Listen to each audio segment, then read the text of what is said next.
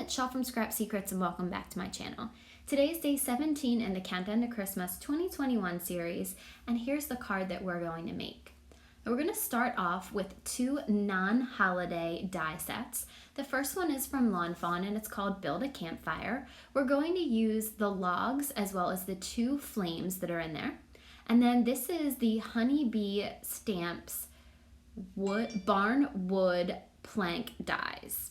So we're going to use the top three, and we're going to run them through the Cuttlebug with some white cardstock. And then we're going to use two stamp sets from Honeybee. I don't end up using any of these sentiments actually in the video because the video was so long, but that stamp set was Merry Christmas, and then the image we're going to use comes from Merry Little Mice.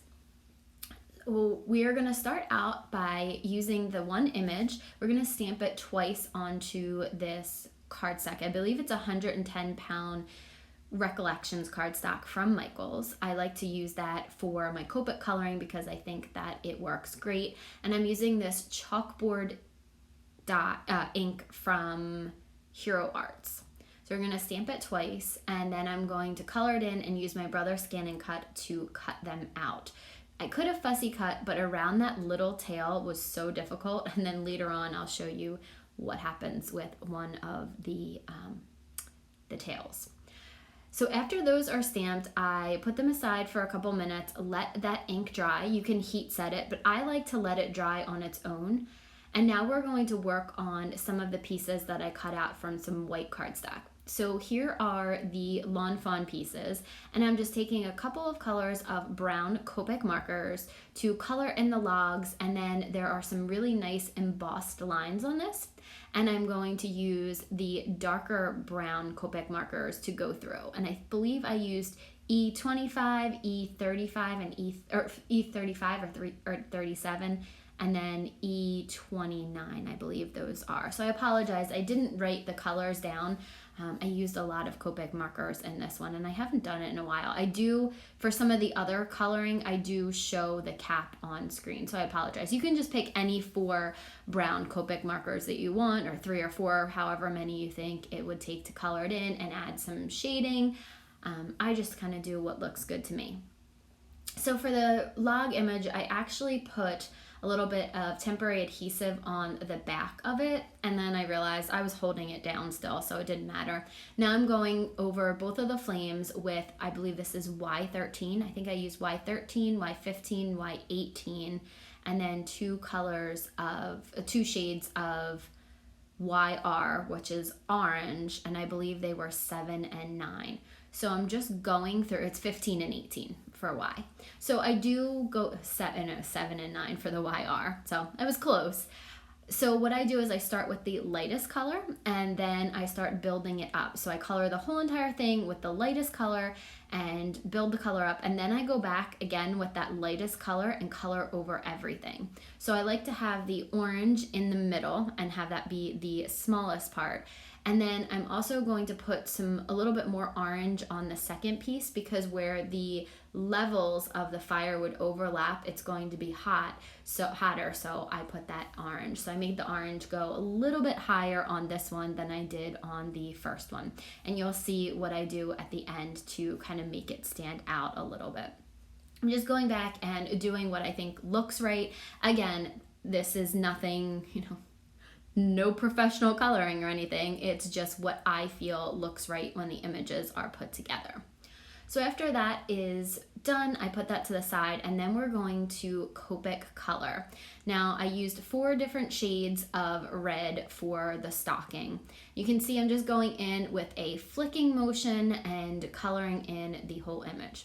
So I've left a lot of this coloring in because I never know if people like it or not. Sometimes I like to watch people color, other times I speed through it. So I will not be offended if you skip to the end of the coloring, but if you'd like to see how it's done, I am just going to leave all of it in so you guys can see, and you can see what colors I used.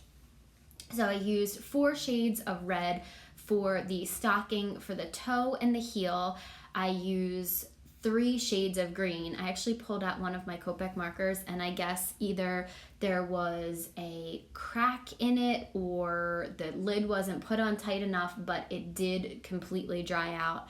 So I did only use 3 shades for the green on this. And I'm going to color the one main stocking green and the other one red, the one that I'm working on right now. So I do opposite colors. While I'm coloring, I'm going to do a little bit of a story time today because I found something that I think that you guys will probably appreciate.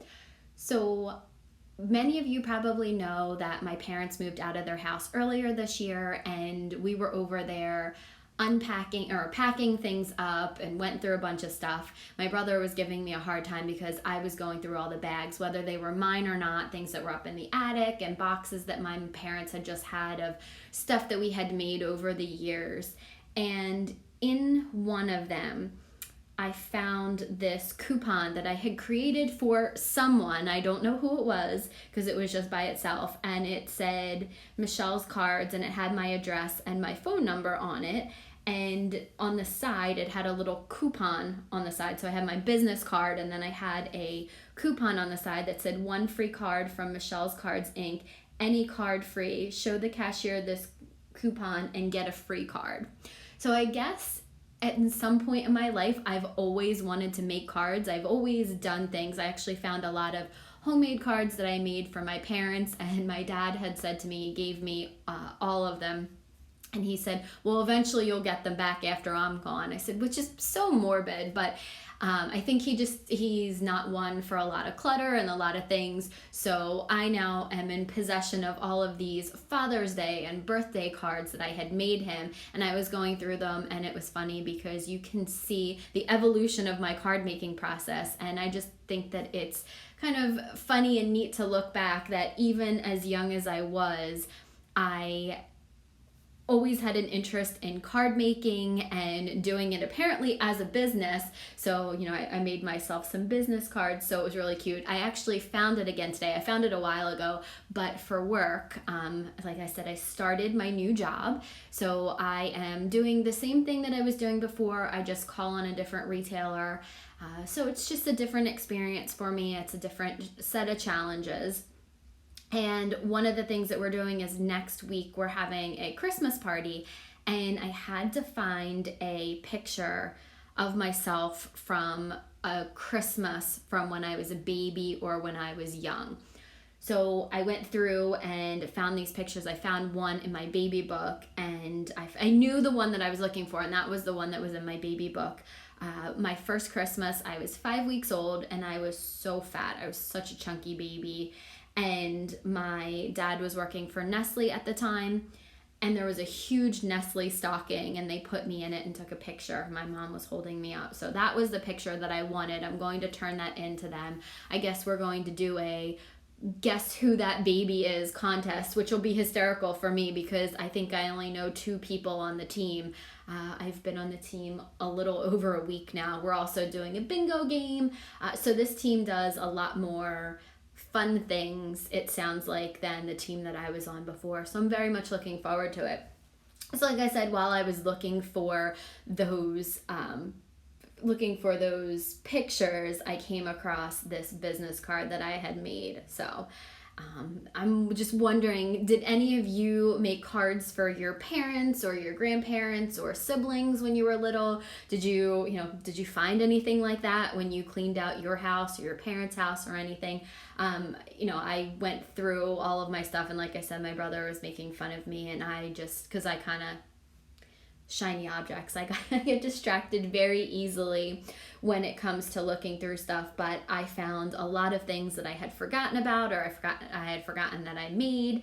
And one of the best finds was this business card with a coupon attached to it. So I guess I've always been a little business savvy too when it comes down to it. But it definitely made me laugh and smile, because I guess that when you're a child, you're always asked what you want to do when you grow up, and I always thought that my answer was going into sales or being a lawyer or something. But I guess I forgot about this desire to make cards, and look what I'm doing now. I'm making cards and loving it. I do have to say that this project took me over 2 hours, and it was not because of the Copic coloring. I actually did another floor. I was having a really hard time with the perspective on this card because after we're finished coloring, we're actually going to create a floor. I did a whole other set on some regular cardstock. I drew the floor out. I did the perspective where the boards that were closer to you appeared wider, and then they got narrower as you went back, so that it looked like it was really forced perspective on things, because usually I do the planks pretty much the same depth, and I decided that I was going to try that, so I did it, and I was so proud of myself. And then I went to color in the floor, and I used the same pencils that I do end up using in the creation of this floor. But unfortunately, I used a little bit too much water, and the paper started to pill, and it didn't look right, and they weren't blending together, so I had to scrap that entire piece and start over. So it was it was just a couple of things that it just felt like everything that could go wrong went wrong. I lost one of the pieces, the small fire piece. I lost that for a little while. I moved pieces around because I kept adjusting everything just to make sure that the fireplace is actually the right height, and I knew what I was doing with that, so I kept putting it onto the background, and I lost the fire for a little while. I had to do the background a second time, and it just was not, it wasn't one of those cards that came together super easily. I'm really happy with the way that it turned out, but it definitely didn't come together easily. So now back to the coloring. You saw me do the reverse of what you saw in the first mouse. And then for the white parts, I don't like to leave them white, because even though they are technically white, you would still see a little bit of shading. So I took a C00 Copic. At first I took a C0 with the first mouse, and then with the second mouse I went in with a C00 and went over the white part of the stocking. But you'll see that I really didn't need to do that, because in the end I do something differently. I tried to do a little bit of stippling here. I did that so long ago in art class, and I saw Kelly Latavola Taylor do it again today when she was coloring in her macaroons, and I was like, oh, I forgot about that technique, which is one of the reasons I love watching other people's videos, because you are like, I forgot about that technique. I remember Nancy did something, my friend Nancy May did something, and I was like, wait a second, I forgot about that technique. So I love watching other people's videos and being inspired, and that was one of the things that inspired me today, just to give a little bit of texture to the mice. So I am almost done coloring in everything, and you can see I take the C00 and color in the fur and the little ball on the top of his hat to be white, and then I take a white gel pen and just put a couple of little dots on each of the mice, right by the mice's mouth. The mice's mouth, because there's two of them. Yes. And then I took my Spectrum Noir sparkle pen and went over all of those white areas with a little bit of shine, but I'm going to do something different in the end. So this is, again, if you guys skip my coloring, you will see this is the second floor that I did. I took that all out. I had it in originally, and it was, I think, 83 minutes before I sped it up, or maybe that was after I sped it up. So there was just so much footage, and I just cut all of that out. So what I'm doing is making a mark that I believe was 1 1/4 inches from the bottom of the paper, and I'm going to make that the section where the wall meets the floor, and then we're going to draw we're going to put the fireplace in the middle of that. So I just here's where I eventually lost my flame, because I kept moving these back. I kept putting the perspective on there to make sure that I knew where I needed my floor to go. So it's just putting lines down so that I knew not to go any further than that line when I was drawing in the floor. So now you're gonna see the first floor I did, I used my pencil, and then I went over it with the pen. I was erasing all of the lines, and I said, you know what, let's just do it with the pen. and I'm trying to make the spacing between them be a little bit more narrow as I go up, again, because that's going to do forced perspective and make it look like you're going back to the floor, because the floorboards that are closer to you would appear larger and the ones that would be further away would appear to be closer together. So there's the floor, and then I went back in and erased the lines. I probably didn't have all the pencil lines even, but that's okay, because it's still not, it's further away, and you're not really going to be able to tell once everything is that the floor isn't the focal part of the scene. So again, just laying out the fireplace, trying to decide exactly how I want to do it, and you'll see me do a lot of that, going back and forth and back and forth. So now I am just drawing in the planks, and what I like to do is just move the ruler around to wherever I feel like it. There's no rhyme or reason for why I put a floorboard in that specific spot. I just kind of moved the ruler around and just made sure not to draw them right on top of each other. So I apologize if you hear Lucy in the background. I am in my office, and I close the door because I know she comes in here and she eats the Christmas tree. She loves to do that when I'm on conference calls, which is fantastic, and she will make these noises. She brings up so she and Fred have a squirrel, and she brought it up the first time that I was on a conference call with my new boss, and my boss was like, "What is that noise?" Because she was talking, and the closer she got to me, the louder she was. So it was pretty embarrassing, and I had to explain to her that was not a baby that was crying in the background. That is my cat, who just is a big baby. So if you can hear her on the other side of the door, I apologize. So now I'm just trying to draw in the inside of the fireplace, because inside the fireplace isn't just like I wanted it to be black, but I wanted it to kind of have, again, a little bit of perspective. So I'm going to draw sides to it, and then we're going to draw kind of an interior. So we're going to have an angle and then have two different sides to kind of make it look like it goes back, make it look like it's 3D. So you'll see in a minute what I mean about that. I think this was, again, I'm just putting everything down still. Want to make sure that I have enough room, that I cut my 2 wooden planks that are going vertically. I cut them a little bit just so that they can, I didn't want them too high. If I used them the entire length they would have been too high. The mantle would sit up too high. So I cut those down originally when I had the first floor done. So now I'm taking 2 Inktense watercolor pencils, and this is, I believe this is dark brown, and then maybe used willow. I think that was the other one. Or I used a little bit of the red one. I can't remember what I used here because I used a couple different colors. I do like mixing my own colors and putting a couple different shades of a pencil down, and then putting some water down, picking it up with my brush, and then just kind of blending it out. So I did use the one that's a little bit more red here. I tend to like that for the darker wood floors. It's almost what my floors look like. My wooden floors are very dark brown on the second floor of my house.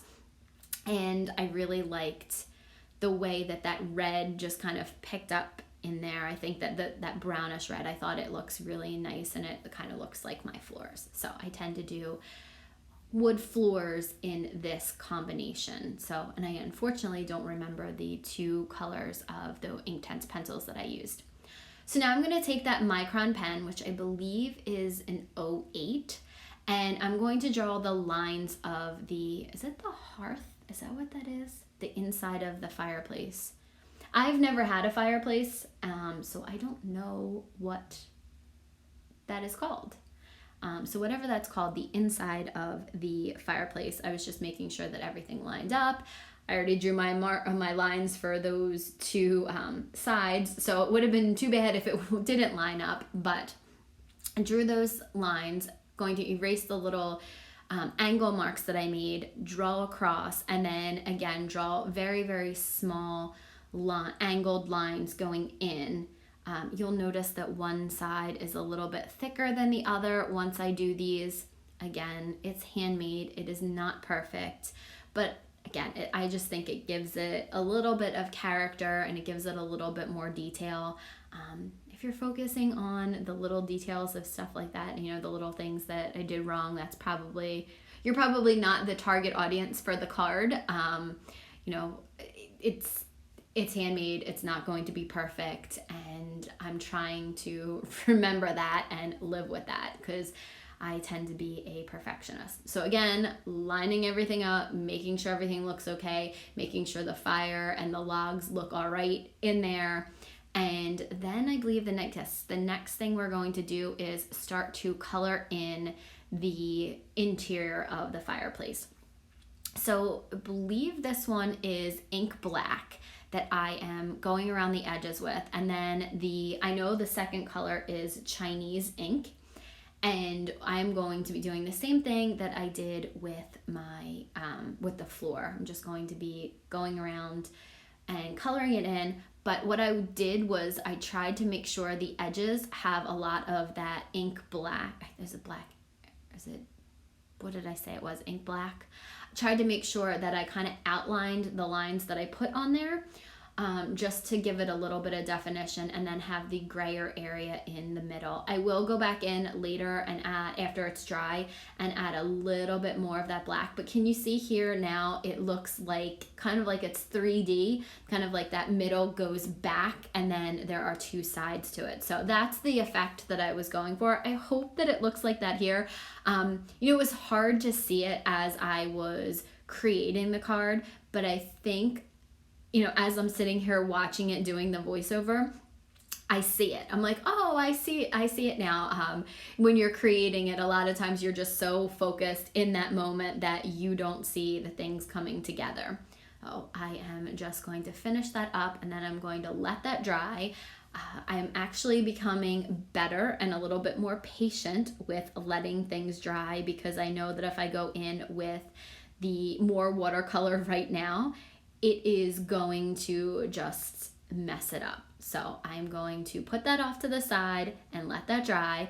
And I did heat set it because it was starting to warp a little bit, and I wanted to create a background. I went through my pattern paper. I couldn't really find anything that I loved, but I found that stencil that you see on the side. That is a quilted stencil from Kindred Stamps.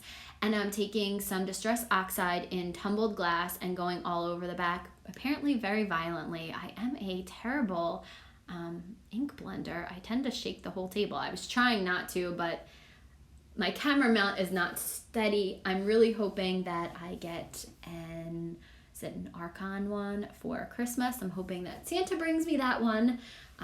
But I guess I need to tell people that that's what I want, if that's what I'm expecting Santa to give me. But I just have one of those gooseneck ones, and it's not great. It's attached to my table, and anytime you move or hit the table, it shakes. So I apologize for the shaking. Again, laying out the scene, just again making sure everything looks right. And then once I am happy with all of that, you can see there that the mouse on the left-hand side, his tail got cut off. I don't know how that happened, but it looks cute. So I end up doing something that was not cute to the other one, but we'll get to that in a minute. And I'm taking this quilted stencil, like I said, from Kindred Stamps, and going over with some speckled egg and just creating that pattern on the back of the, kind of making it like wallpaper. So I had used tumbled glass originally. I can't remember if I said that. I used tumbled glass, and then I'm going to go over the areas that do not have the floor or the fireplace. I do end up getting some Distress Oxide on the left side of the floor.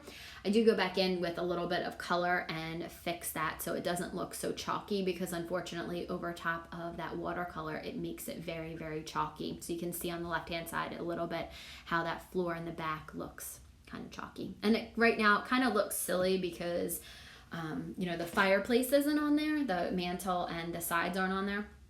So now that this is dry, I'm going back around the edges, making them be a little bit more defined, adding a second layer of the darkest, and then coming back in with a teeny tiny bit of the lighter color just to add some color to a little bit of areas. So you can see I'm really just defining those edges and the places where the sides would meet the middle of the inside of the fireplace. So watercoloring, I'm loving these Inktense watercolor pencils. I know that I've used them a lot in this series, and I find them so much easier than using regular watercolor. I don't know if you guys have experience with the Inktense watercolor pencils, if you have experience with watercolor, but if you are not a fan of watercoloring, I would highly recommend, if you're interested in trying it but you don't love it, or you just don't think you're good at it, I would highly recommend these pencils because they are so much easier to use than regular watercolors. Or at least that's what I found, that they're so much easier to use than regular watercolors. I think they're more forgiving, and I find them a little bit easier to blend too, especially on watercolor cardstock. So again, just going back in and adding a little bit more of that color. And then again, I will let the fireplace dry. Again, getting better about that, letting pieces dry before moving on to the next step and ruining them. So after those pieces were dry, I went back in and I'm using my Be Creative Honeybee glue to add the sides of the fireplace in, and I thought they looked really nice in that embossing.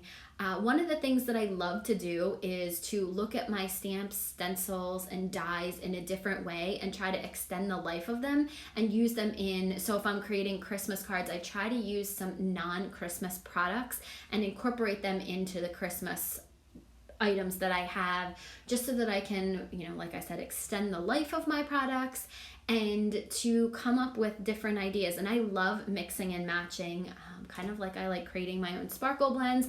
I love when I use multiple sets from multiple companies and put them all together. So one of the things here was the perspective on it. So I did cut down the planks, one, so that they would fit onto the background, but two, so that the size of the logs and the fire would make sense. So I could have had a much taller fireplace, but it wouldn't look right with perspective. So anyway, I am getting ready to glue the mice down. I just thought they would be cute hanging there. I could have added a little loop, and I might actually go back and do that, add a little loop to the side to make it look like it was hung on the actual fireplace. So what you're not going to see how the mouse on the left-hand side, his tail kind of got cut off. On the right, I tried to mimic that tail, and I butcher it, so I glued it back on, so it's glued down to the background. And I used the pop dot to pop up that fire because I thought that second piece just looked a little bit better, and it looked a little bit more realistic with it popped up off of the larger piece. So I have a 4 1/4 by 5 1/2 inch red card base. I'm cutting a piece of green cardstock down to 1/8 of an inch smaller than the card base. And then the top layer is the watercolor cardstock, which measures 4 by 5 1/4. I brought out my ATG gun for the background panel to be put on there because it was warping and I wanted to have a good strong adhesive on there, and I find ATG works best. I was having a little bit of trouble with my ATG and I had to redo it, so I cut out some of that footage because you don't need to see me redo it. But I am placing that background onto the layered cardstock, and I looked at the card and I'm like, it needs some more sparkle because all my cards have to have some sparkle and shine. So this is Stardust Stickles, and I'm just adding it to the hat, to the fur on the hat, to the little ball at the end of the hat, as well as the fur around the stocking.